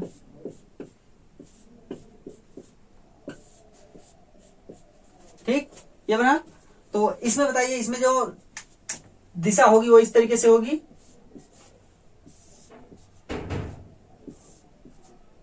ये दिशा होगी। तो कहने का मतलब इसका भी जो डाइपोल मोमेंट आता है वो आता है 0। ऐसा क्यों, क्योंकि इनके बीच का जो एंगल है वो कितना है, 120 डिग्री। यहां भी सेम वही केस, 120 डिग्री, यहां भी वही केस 120 डिग्री, यानी 120 डिग्री का एंगल इन तीनों फ्लोरीन एटम्स के बीच में है। ठीक है, तो कहने का मतलब यहाँ पे डाइपोल मोमेंट की वैल्यू 0 आती है, क्योंकि किसी दो के डाइपोल मोमेंट मिल करके किसी तीसरे, यानी तीसरे वाले डाइपोल मोमेंट को 0 कर दे रहे हैं। तो कहने मतलब जो रिजल्टेंट होगा इन दो का वो इस तीसरे वाले को 0 कर दे रहा है, या जो रिजल्टेंट इन दोनों का होगा वो इस तीसरे को 0 कर रहा है, या फिर इन दोनों का जो रिजल्टेंट हो वो इसको 0 करे। ठीक है, तो इनका जो सदिश योग आएगा वो आएगा 0। ठीक, इसकी वजह से ये संरचना होती है इसकी। ठीक है, ये डाइपोल मोमेंट हुआ। आप बात करें तो डाइपोल मोमेंट्स को पढ़ने के बाद एक चार्ट आपको दिखा देता हूं कि जिसमें कुछ स्पेशल मॉलिक्यूल्स कहें तो उन मॉलिक्यूल्स के जिनका यूज होता है, उनका स्ट्रक्चर, उनका डाइपोल मोमेंट और भी चीजें उसमें आपको दिखाई गई। भी देखिए, तो आप देखेंगे इस चार्ट को। ठीक है, इसमें एक तरफ लिखा अणु का प्रकार, यानी AB, AB2, AB3 और AB4। ठीक है, ये अणु के प्रकार हैं और इसमें एक उदाहरण है, यानी एग्जाम्पल उसका डाइपोल मोमेंट और उसकी ज्योमेट्री कैसी है। ठीक है, तो इसमें आप देख सकते हैं कि हमारा जो एग्जाम्पल दिया गया है, यानी जो पहला मॉलिक्यूल लिया गया है वो देखिए क्या है। पहला मॉलिक्यूल हमारा लिया गया है AB में HF, HCl, HBr, HI, H2। ठीक है, जिसमें डाइपोल मोमेंट सब डिबाई में है, डिबाई यूनिट में म्यू कितने कितने हैं। HF का 1.78 देख रहे हैं, सबसे ज्यादा डाइपोल मोमेंट किसका 1.78 पूरे। ठीक है, ये हुआ किसके AB जैसे मॉलिक्यूल्स होंगे जिसमें 2 एटम होंगे, तो इसमें 1.78 HF का है, जिसकी संरचना कैसी है, लीनियर यानी रैखिक संरचना। ठीक, इसी तरीके से आप HCl की देख सकते हैं 1.07 रैखिक संरचना। आप इसी तरीके से देख सकते हैं HI एंड HBr की, उसकी भी रैखिक संरचना। आप H2 का देखिए 0 है ना, क्यों H2 का 0, क्योंकि वो सिमिलर एटम्स के बीच में बना, इसी वजह से उसका मान 0 और उसकी संरचना भी है लीनियर। ठीक, और देखिए मॉलिक्यूल जो AB2 टाइप है, यानी इसमें 3 एटम्स हैं, या बोल सकते हैं try atomic molecules, H2O, H2S, HCO2। इसमें आप देख सकते हैं H2O का सबसे ज्यादा 1.85, जिसकी संरचना है बेंट, और H2S की संरचना भी बेंट है, जिसमें 0.95 है डिबाई। और इसी तरीके से CO2 का देख सकते हैं, वो CO2 आपने स्ट्रक्चर देखा होगा कि वो लीनियर संरचना बनाता है, यानी रैखिक संरचना CO2 बनाता है, इसी वजह से वहां पे डाइपोल मोमेंट उसका 0 हो जाता है। ठीक है, आप देखिए मॉलिक्यूल AB3 टाइप में NH3, NF3 और BF3, इसमें आप देख सकते हैं कि NH3 का जो डाइपोल मोमेंट है वो NF3 की तुलना में बहुत ज्यादा है, 1.47, और जिसका शेप कैसा है, ट्राइगोनल पिरामिडल। आप शेप ऑफ के चक्कर में ना पड़ेगा, शेप अभी अब जब आप संकरण पढ़ेंगे, यानी इसके बाद की जो टॉपिक होगी वेस्पर थ्योरी, आप उसमें पढ़ेंगे शेप के बारे में। ठीक है, कि कौन सा मॉलिक्यूल किस प्रकार का शेप रखेगा। ठीक है, आप देख सकते हैं NF3 का 0.23, जिसका ट्राइगोनल बाई पिरामिडल यानी ट्राइगोनल पिरामिडल है इसका भी। और BF3 का देख सकते हैं 0 आया है, हमने दिखाया भी BF3 के लिए 0 था, और इसकी संरचना ट्राइगोनल प्लेनर है। ठीक है, आप इसी तरीके से देख सकते हैं मॉलिक्यूल AB4 के लिए, जिसमें 5 एटम्स होते हैं, जैसे CH4 हुआ, CHCl3 हुआ, CCl4 हुआ। ठीक है, इसमें आप देख सकते हैं CH4 और CCl4, इसमें 0 दिया गया है, क्यों, क्योंकि सभी एटम्स सेम है, जो टर्मिनल एटम्स हैं वो सेम है, यानी ये कहीं ना कहीं एक दूसरे को कैंसिल कर रहे हैं, इसकी वजह से ही इनका जो डाइपोल मोमेंट है वो 0 आ रहा है। ठीक है, जबकि CHCl4 में देख रहे हैं एक हाइड्रोजन डिफरेंस हो गया, इसकी वजह से इसका आ गया 1.04 डिवाई। ठीक है, और आप देखिए तो सभी की संरचना टेट्राहेड्रल है, यानी चतुष्कोणीय या चतुष्फलकी बोल सकते हैं, चतुष्फलकी संरचना सबकी है ना, टेट्राहेड्रल। ठीक है,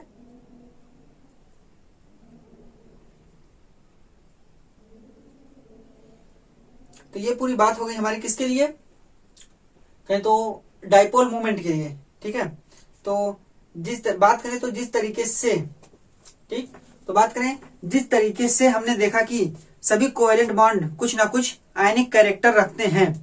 ठीक है, हमने देखा ना कि सभी कोवेलेंट बॉन्ड आयनिक कुछ ना कुछ आयनिक कैरेक्टर रख रहे हैं, तो ठीक उसी तरीके से जो आयनिक बॉन्ड होंगे, यानी जो आयनिक बॉन्ड होंगे वो भी कोवेलेंट कैरेक्टर रखेंगे। मैंने बताया था शुरू में ही कि कोई भी 100% ना तो आयनिक होगा ना ही कोवेलेंट होगा। तो अब हम देखेंगे कि किस तरीके से जो आयनिक बॉन्ड होते हैं वो कोवेलेंट कैरेक्टर किस प्रकार रखते हैं। तो जिसमें एक नाम आता है, आपने सुना होगा, फजान। एक साइंटिस्ट है फजान, इनका जो नेम दिया गया उसको फजान रूल के रूप में जाना जाता है, जो कि बताता है कि, यानी जो एक रिलेशन बताता है किसके बीच में, आयनिक बंध और कोवेलेंट बॉन्ड के बीच में एक संबंध बताता है कि किस तरीके से आयनिक बॉन्ड कोवेलेंट बॉन्ड की प्रॉपर्टी को रखेगा, यानी कितना प्रतिशत वो कोवेलेंट बॉन्ड की प्रॉपर्टी को रखेगा। तो इसमें यानी इसके लिए इन्होंने कुछ पॉइंट्स बताए हैं कि किस तरीके से कोवेलेंट बॉन्ड बढ़ेगा या घटेगा, तो हम उसको देख लेते हैं कौन कौन से पॉइंट इन्होंने बताए हैं।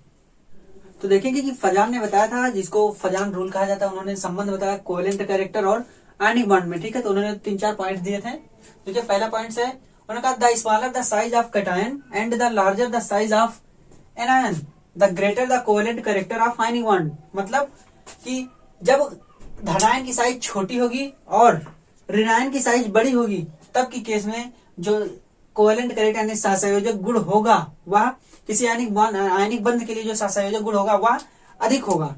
ठीक है, कहने मतलब कैटायन छोटा हो और एनायन बड़ा हो तब कोवेलेंट कैरेक्टर ज्यादा होगा। तो देखिए क्या एग्जांपल में ये है, BeCl2, MgCl2, CaCl2 और SrCl2, Cl2 यानी क्लोरीन सभी की साइज सेम है, लेकिन जो Be की साइज है वो छोटी है, Mg से, और Mg की साइज छोटी है Ca से यानी कैल्शियम से, कैल्शियम की साइज छोटी है स्ट्रांसियम से, तो कहने का मतलब जो कोवेलेंट कैरेक्टर है वो इस तरीके से बड़ा होगा, यानी ये सबसे ज्यादा कोवेलेंट होगा और धीरे धीरे कोवेलेंट कैरेक्टर यानी सहसंयोजक गुण घटता चला जाएगा। ठीक है, पहला पॉइंट ये था। दूसरा पॉइंट देखिए क्या, the greater the charge on cation, मतलब अगर धनायन पे चार्ज अधिक होगा, +1 +2 +3 जितना ज्यादा होगा, the greater the covalent character of ionic bond, मतलब उस आयनिक बॉन्ड का यानी उस आयनिक आबंध का जो कोवेलेंट कैरेक्टर यानी सहसंयोजक आवृत्ति होगी यानी सहसंयोजक गुण होगा वो ज्यादा होगा। तो कहने का मतलब है यहाँ पे देखिए NaCl, MgCl2 और AlCl3 यानी क्लोरीन सभी में सेम है, साइज में कोई डिफरेंस नहीं, लेकिन Na और Mg और Cl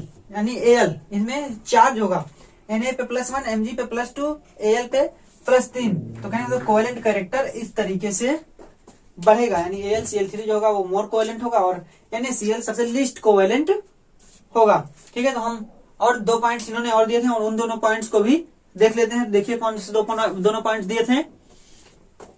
तो अगली बात इन्होंने बताई थी कि यहाँ पे देखिए the greater the charge on cation, अब बारी आएगी चार्ज किसके लिए, एनायन के लिए। तो देखेंगे तो एनायन का चार्ज जब बढ़ेगा, ठीक है, एनायन का चार्ज बढ़ेगा तब की केस में क्या कोवेलेंट कैरेक्टर किस प्रकार से घटेगा, किस प्रकार से बढ़ेगा।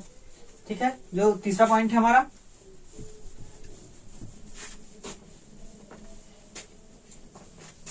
तो देखिए इन्होंने कहा कि the greater the charge on anion, क्या कहा, the greater the charge on anion, the greater the charge on anion, यानी ऋणायन जो होगा उस पर जब चार्ज ज्यादा होगा, देखिए the greater the charge on anion, तो the greater the covalent character, क्या, द ग्रेटर द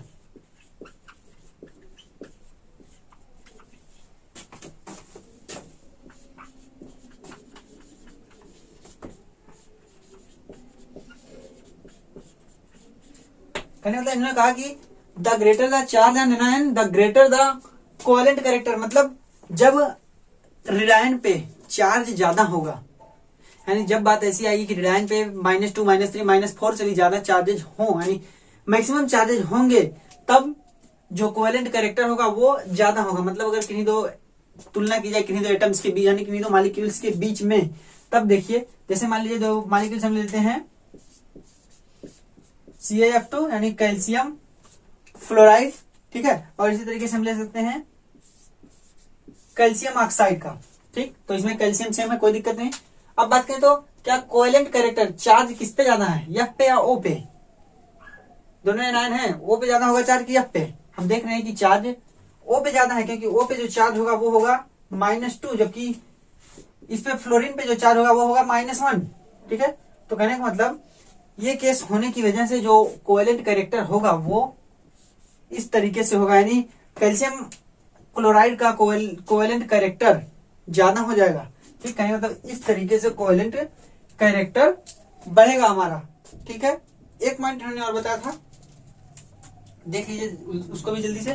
तो इन्होंने इसमें बताया कि जो एलिमेंट यानी जो मॉलिक्यूल्स जिसमें जो उसका सेंट्रल एटम होगा वो स्यूडो इलेक्ट्रॉनिक कॉन्फ़िगरेशन रखेगा, स्यूडो आपको बताएं तो स्यूडो इलेक्ट्रॉनिक कॉन्फ़िगरेशन रखेगा, और जो ऐसे मॉलिक्यूल्स जो रखेंगे इनर्ट गैस इलेक्ट्रॉनिक कॉन्फ़िगरेशन, क्या, इनर्ट गैस इलेक्ट्रॉनिक कॉन्फ़िगरेशन, उनकी तुलना में स्यूडो वाले का जो कोवेलेंट कैरेक्टर होगा वो होगा अधिक। तो इन्होंने कहा क्या,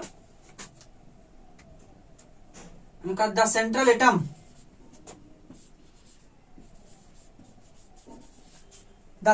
atom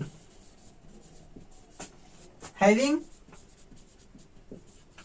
pseudo electronic configuration,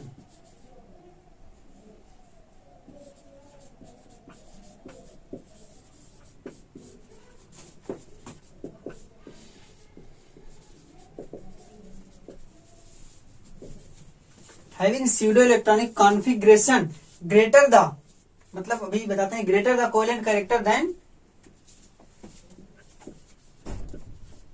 greater the covalent character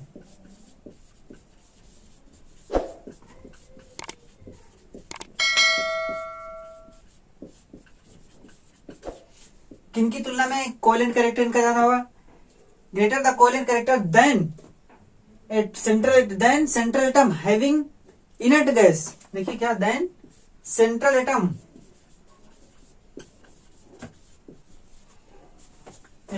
having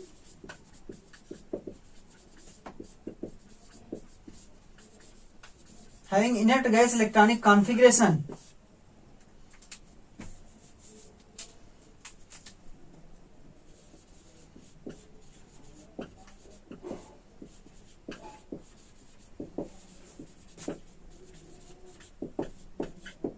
ठीक है, तो बताऊं तो आप इनर्ट गैस इलेक्ट्रॉनिक कॉन्फ़िगरेशन से परिचित हैं, जबकि स्यूडो से आप नहीं परिचित हैं। तो बात करें तो इनर्ट गैस इलेक्ट्रॉनिक कॉन्फ़िगरेशन कैसा होता है, ये जो होता है वो कैसा होता है, NS2 और NP6, ये होता है इनर्ट गैस।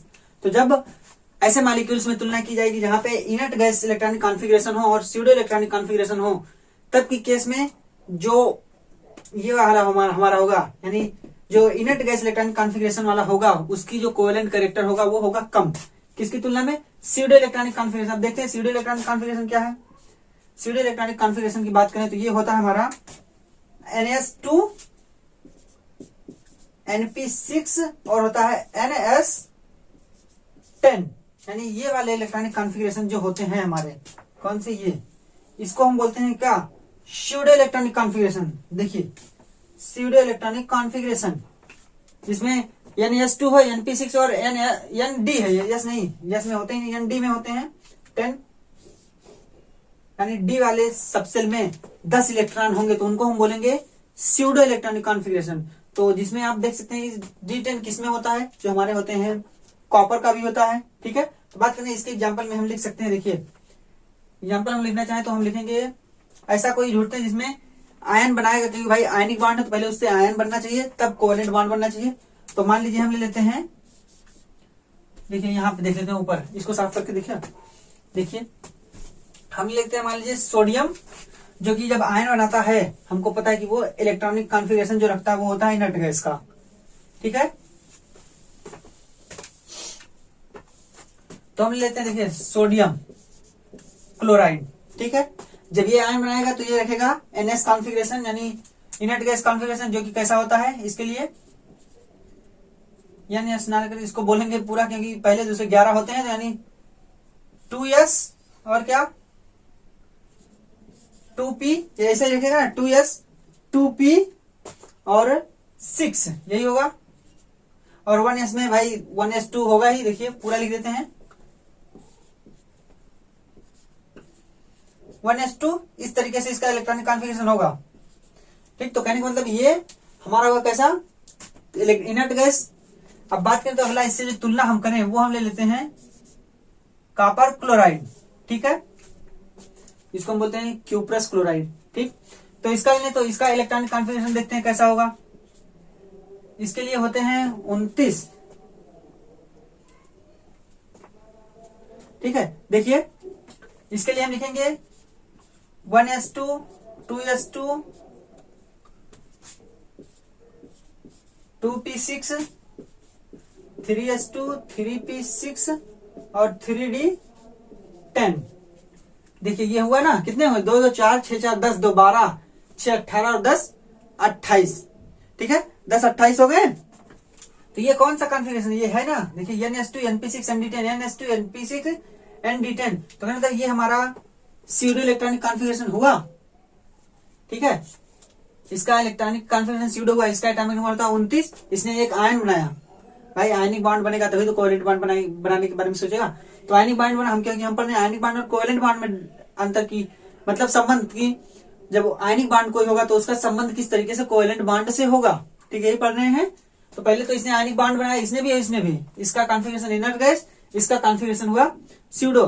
तो जो हम पढ़ रहे हैं कि किसके लिए कोवेलेंट कैरेक्टर ज्यादा होगा, तो ये होगा ना, यानी कोवेलेंट कैरेक्टर CuCl, यानी कि जो स्यूडो इलेक्ट्रॉनिक कॉन्फ़िगरेशन रख रहा है उसका कोवेलेंट कैरेक्टर ज्यादा होगा, यानी इस तरीके से कोवेलेंट कैरेक्टर होगा। ठीक है, तो ये था पूरा फजान रूल, इसको देख लीजिएगा, स्यूडो इलेक्ट्रॉनिक कॉन्फ़िगरेशन और इनर्ट गैस का electronic configuration.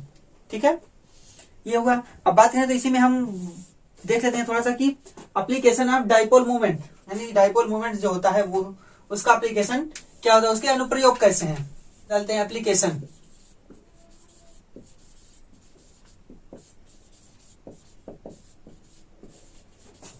Application of dipole movement,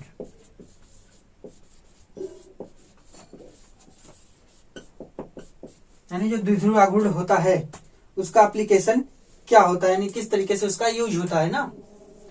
ठीक है, तो देखिए पहला पॉइंट बात करें तो इसका यूज होता है पोलैरिटी, जब मॉलिक्यूल्स की ध्रुवणता निकालते हैं तो कह सकते हैं ना determining the polarity of molecule है, बोल सकते हैं पहली बात determining the polarity of molecule.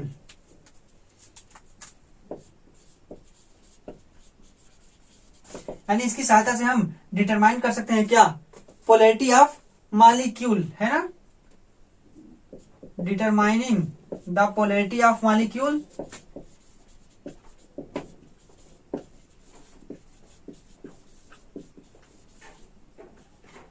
भाई डाइपोल मोमेंट ही तो निकालते हैं, तब हम कहते हैं कि मॉलिक्यूल पोलर होगा या नॉन पोलर होगा। ठीक है, और दूसरी बात हम कह सकते हैं कि इससे हम निकालते हैं मॉलिक्यूल की ज्यामिति, यानी कि मॉलिक्यूल का स्ट्रक्चर या शेप बोल सकते हैं क्या, शेप ऑफ मॉलिक्यूल्स।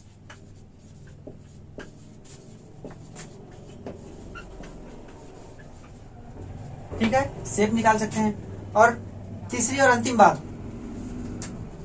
शेप भी निकालने के बाद हम कह सकते हैं कि हम उनमें परसेंटेज यानी कैरेक्टर भी निकाल सकते हैं ना। भाई डाइपोल मूवमेंट पढ़ा, फिर उससे हमने देखा कि किस तरीके से उसका यूज कर रहे हैं हम, जिसमें हमने फजान रूल को देखा, तो हम कह सकते हैं उन्हीं सबसे डाइपोल मूवमेंट, पोलैरिटी, इनसे हम परसेंटेज आयनिक कैरेक्टर भी निकाल सकते हैं। क्या बोल सकते हैं, in percentage in calculating percentage ionic character,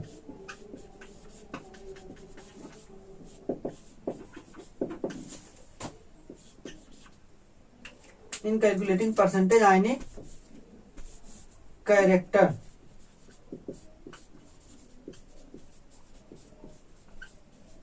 ठीक है, यानी हम किसी भी मॉलिक्यूल्स में परसेंटेज जो कोवेलेंट मॉलिक्यूल होगा उसमें हम निकाल सकते हैं कि वो कितना प्रतिशत कहें तो आयनिक कैरेक्टर को रखता है। ठीक है, यानी कितना प्रतिशत वो आयनिक बंध बना रहा है, यानी आयनिक कैरेक्टर उसके अंदर कितना परसेंट है। ठीक है, तो ये डाइपोल मोमेंट का एप्लीकेशन हुआ, यानी इसके साथ ही हमारा बॉन्ड पैरामीटर्स यानी आबंध प्राचल खत्म होता है इन टॉपिक्स के साथ, जिसमें आज में हमने पढ़ा रेजोनेंस के बारे में, हमने पढ़ा डाइपोल मोमेंट, फिर पोलैरिटी ऑफ मॉलिक्यूल्स पढ़ा जिसमें हमने कई चीजें देखी, हमने फजान्स रूल पढ़ा, हमने पढ़ा एप्लीकेशन ऑफ डाइपोल मूवमेंट यानी डाइपोल मूवमेंट के अनुप्रयोग। ठीक है, इसमें 3 चीजें हमने देख ली हैं। तो बात करें आज की वीडियो में, वैसे बहुत बड़ी हो गई वीडियो, कोई बात नहीं, आप लोग पढ़िए, बस कोशिश किया कि अच्छे से समझाऊं इसलिए वीडियो बड़ी हुई, नहीं तो अभी चाहता तो सिर्फ 2-4 पॉइंट लिखा करके आगे बढ़ जाता, क्या फायदा था उससे, कोई फायदा था नहीं, इसलिए कोशिश किया कि अच्छे से पूरा बढ़िया से समझाऊं आपको, और एक एक पॉइंट बताया मैंने। ठीक है, तो उम्मीद करता हूँ जिस तरीके से मैंने बताया उस तरीके से आपको अच्छे से समझ में भी आया होगा। ठीक है, आप अपना अनुभव जरूर लिखा कीजिए, जब आप वीडियो देखिए तो आप अनुभव जरूर लिखा कीजिए कि कैसा आपको वीडियो लगा। ठीक है, और अगर वीडियो आपको अच्छी लगी हो तो चैनल को कहें तो पहले वीडियो को लाइक कीजिएगा और वीडियो को शेयर भी कीजिए, और अगर आप हमारे चैनल पर नए हो तो चैनल को सब्सक्राइब कीजिए। ठीक है, तो चलिए मिलते हैं अपने अगले वीडियो में, तब तक के लिए